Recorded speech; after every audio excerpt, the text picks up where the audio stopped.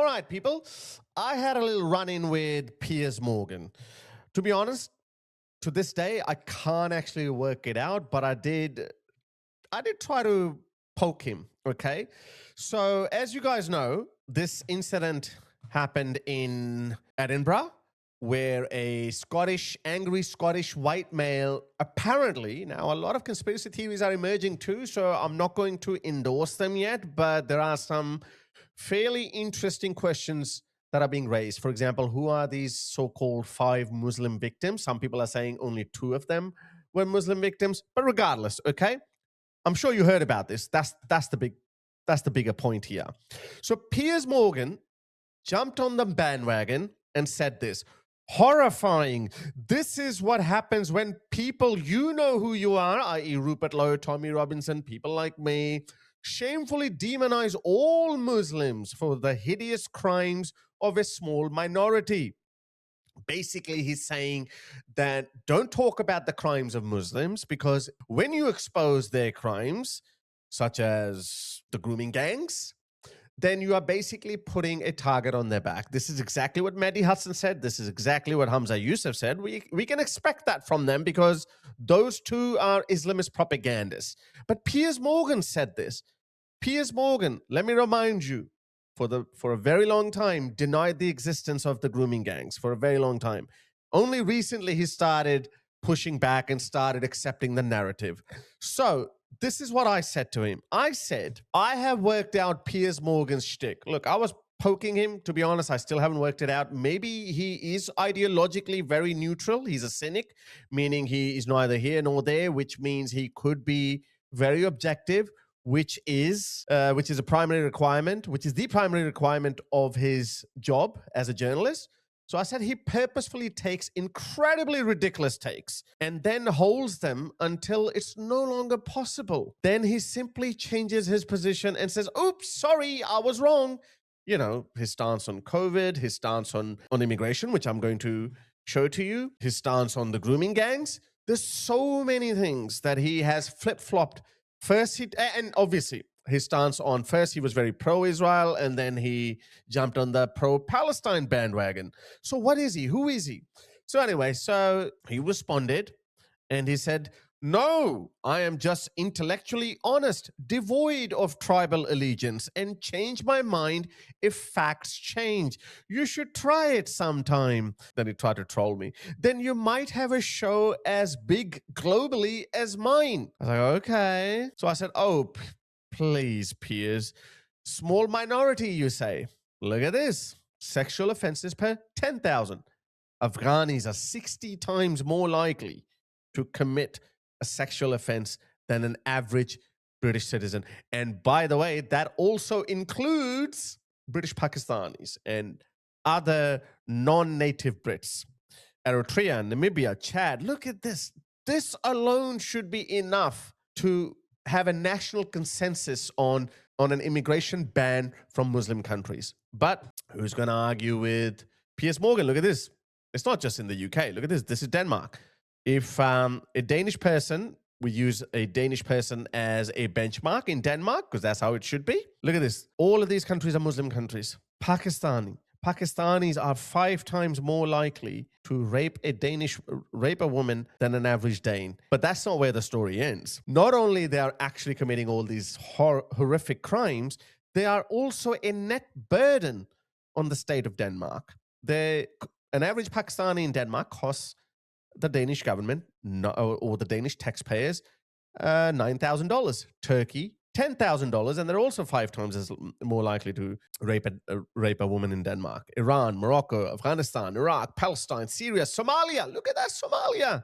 Ilhan Omar's home country. 20 times more likely than a Danish person. And an average Somali person costs them nearly $30,000. Small minority, you say, Piers Morgan. Right. I don't know if these people purposefully deny this data or they claim or they just are incapable of understanding it. I don't know what it is. I really can't for the life of me work it out. With Islamists like Mehdi Hassan, Hamza Yusuf, I understand they have an incentive in that. They have a separate agenda that is antithetical to Western civilization. I get it. But Piers Morgan? What's in it for you? Do you want to be a dhimmi? Are you blind to all these stats? Look at this. Proportion of Muslims in UK cities involved in raping young girls. Telford, 1 in 8 Muslims.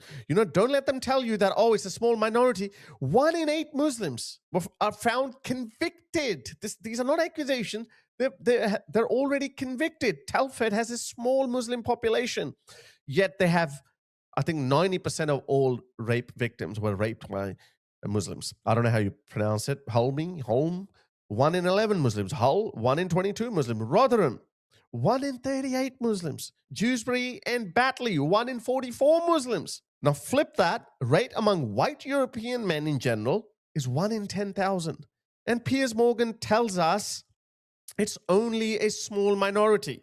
So I said, maybe I should also speak from both sides of my mouth to grow my channel. But then I looked at some statistics and I realized, hey, my views are actually pretty close to Piers Morgan's views. This is Piers Morgan's views in the last 28 days. Have a look. 13 millions, and he gained 10,000 subscribers. Do you want to see where yours truly stands? This is where I stand, guys. I'm growing too. And I'm half his age. Actually, maybe not half his age, but I'm 20 years younger than him. And incredibly much more handsome than him. He's had 13 million views. I've had 11 million views. He only gained 10,000 subscribers. I gained 20,000 subscribers. But anyway, I think that was a tongue-in-cheek comment, Piers. I don't take offense to it. But have a look at this. Piers Morgan, what he has said previously about Muslim immigration. Megyn Kelly, whom I'm not a huge fan of lately because she's gone a bit cuckoo, like Candace Owens or like Tucker Carlson. But she was right here. Have a listen. Attitude that you have right here is why you... Hang on. Attitude that you have right here is why you in Great Britain have lost your culture. You ceded your culture to a bunch of radical Muslims who came in and took over, and now it's gone. We're not allowing that here, whether it's Hispanic, whether it's Muslim. It's not happening in the United States of America. That's why President Trump was elected. And whether it's Bad Bunny, who is American but refuses to speak English in his performances, or anybody else, we have to keep the Super Bowl, which is... Now, in that exchange, he was actually saying that, nope, everything's perfectly fine. There's no immigration problem. There's no Muslim takeover. There's nothing. So look, again, guys, I don't know. I want to keep an open mind. I really want to keep an open mind, Piers, but I cannot work out what your angle is. I really can't. Look, I don't suddenly jump on the bandwagon that you're a liar, you're a cheat, you're corrupt. I don't, unless I have clear evidence. So my only thing is maybe because he's a journalist, so the two opinions I have, or two possibilities that I'm exploring. One, he's a journalist, so he has to be perfectly neutral, but then he does take positions, so he can't be a journalist. If you take a position and you're not objectively standing in the middle, then you're no longer impartial. Okay. But then on the other side, a lot of people have accused him of purposefully taking ridiculous takes. So, for example, he was invited when this Gaza-Israel war started. He was inviting people like Muhammad Hijab. He's been inviting Islamists, and he's known about me for a very long time. And I used to ask him, why don't you invite me? Let me tell you about Islam. He never touched us with a 10-foot pole. Any of us ex-Muslims, he never touched us. Okay, fine. You know what? I don't even want to go now. But he would defend Israel, and he would push back against the pro-Pali narrative. But then something happened. He did a complete 180-degree turn, and now he just keeps attacking Israel. You already know about his two completely different positions on COVID, the whole rape gang scandal. And now, up until very recently, he'd been denying about immigration problem. So have a look at this. This video just came out in the wake of Keir Starmer's, who is soon to be the second worst prime minister in UK's history, because Andy Burnham, who is even further to the left of Keir Starmer, he is going to be an absolute disaster for the UK. Have a listen to him. To a dismal tenure, UK native Piers Morgan joins us now from France. I don't know why he's not in America with the World Cup, but more on that later. Were you surprised to see the Prime Minister resign when he did? Well, just to be clear, when we get to the World Cup, I'll be in New York when we knock you guys out. So we'll come to that in a moment. Look, I think in relation to Keir Starmer, unfortunately, he managed to take an enormous majority, and then it turned out he had no plan. He was the man with no plan. And the first few things that he did were appalling. He attacked the pensioners, he attacked the farmers, he attacked pretty much every constituent in the country with new taxes and so on.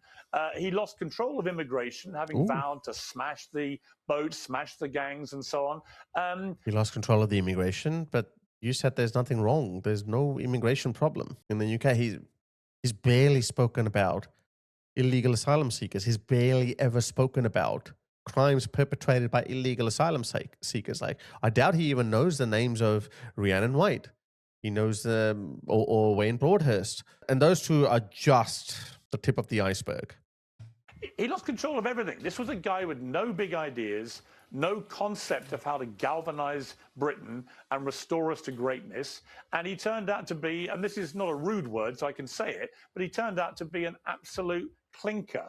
And a clinker is something you never want to be in life. It's the kind of thing, Brian, you've struggled to avoid being called, I think, most of your adult life. Right. So you're saying that I'm not, but I don't think I don't think anyone's ever referred to me as that. Cling on, perhaps. We'll see. So here's a little study. Are the British... Oh, did he say clinger, not clinker? I was thinking, what's clinker? Klinger, yeah, he's, oh, yeah. Adults, are they satisfied with Starmer's performance? 16% said yes. Why? A lot has to do with immigration. People arriving by small boat in the year 2026, 39,000. We watch what's happening in the streets. I watched the counter-protest of Brits who want Britain to be Britain again. So we're seeing a lot of what we went through 10 years ago, or actually 2 years ago before Trump took over. People saying, hey, can we have our country back? We just seem to be ahead of you. France also has a problem with immigration, correct? Yeah, it does. It's a problem all over Europe. There's no doubt that successive prime ministers, and most of them have been conservative, by the way, so this is not a left-right thing. They've all been completely useless in the way they have managed migration, both illegal and legal. And until we get a prime minister that can get a grip of that, I think the tensions are going to increase. No, I have to butt in. He can't hold two contradictory positions simultaneously. If he says that immigration is not a problem, then how can he, on what grounds he's saying immigration is a problem then? Because to him, diversity is not a problem. Muslims are not taking over. So what's the problem? Keep bringing them in. I don't get it. You know, our economy is underperforming. The pressure on public services, a lot of that, because of the increased number of people coming into the country, that has been collapsing. So there's a general sense that Britain has been floundering now for nearly a decade or more. And we are desperate for someone somewhere to come through and restore us. So this is what he meant by that. Someone actually said in that tweet of his that, oh, you basically just said that I just go with the flow. You should try it sometime. Then devoid of tribal allegiance and change my mind if facts change. That's exactly what he's going to do with immigration as well. He's been defending diversity. He's been defending immigration up until very recently. And now he's slowly changing his tune. Very clever, Piers. Likely guy to take over. And they say that one of the reasons is he's the one who could hold off Nigel Farage and his rising party. And do you believe that Nigel Farage would do better running this country than Andy Burnham? I don't really know. I think Nigel Farage's Reform Party are a bit smoke and mirrors, and they had a very bad defeat at the hands of Andy Burnham in the by-election a few days ago. Andy Burnham, which was a Labour stronghold to begin with, and that was also the get Starmer out vote. So yeah, it's not really a true reflection of how unpopular Nigel Farage's party has become. It's not that. Absolutely hammered the Reform candidate. And it may be that Nigel Farage has reached a tipping point and can't go much further with this party. Andy Burnham is pretty much a socialist, but I think he's going to move, as they all do, very quickly to the centre. I think it's too late for Labour. I think they're a dead duck. But we'll see. You know, but the idea of 7 prime ministers in 10 years is ridiculous and embarrassing. Absolutely. Let's talk about World Cup. What is the England? So that was Piers Morgan, again, slowly changing his tune, slowly trying to get on our side, but let's not forget he's done so many of these flip-flops. But have a look at this, guys. Ed Sheeran, you know, things matter when Hollywood stars or pop stars or rock stars, they start talking about things as well. Someone left a comment underneath my video saying that the cost of inaction has exceeded the cost of action. So all of you who are not doing anything, not saying anything, you are hurting your country, the West in general. Everyone needs to talk about this. So even when our celebrities start talking about things, controversial things like immigration, then, you know, maybe something serious is happening, or maybe there is a slow awakening taking place. Have a listen to this conversation between Theo Von and my favorite, Ed Sheeran.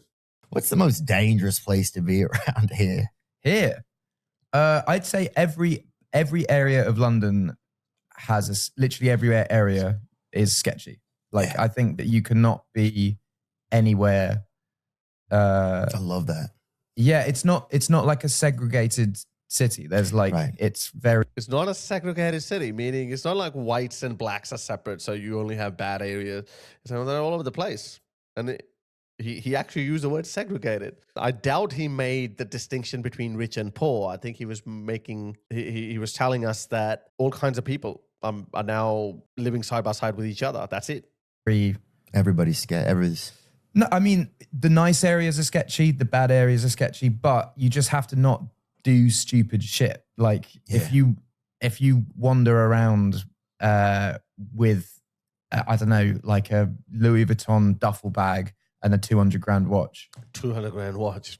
I think even if you are wearing an Apple Watch like me, I'm a peasant. Yeah, it can be. Yeah, you can be robbed. Yeah, you are going to get robbed. But just don't do that. Yeah, don't do it. Yeah, I think, and y'all's robberies all have clues and stuff. That's what I like about London. Clues? What does that mean? Or like if there's something that happens, it's like, oh, here's a clue, and the detectives or whatever, then they're hot on your trail. That's one of I think the things that, like, you guys. I love that everything that you think about England is based on movies and like, because it's the way that I used to view America as well. Yeah, I used to view England like that as well, but I had to go there to see it was nothing like how I had imagined from the movies and through pop culture. So yeah, here we are, guys. Even Ed Sheeran is now saying that London is a dump, and it's not because of the natives. 100% it's not because of the natives.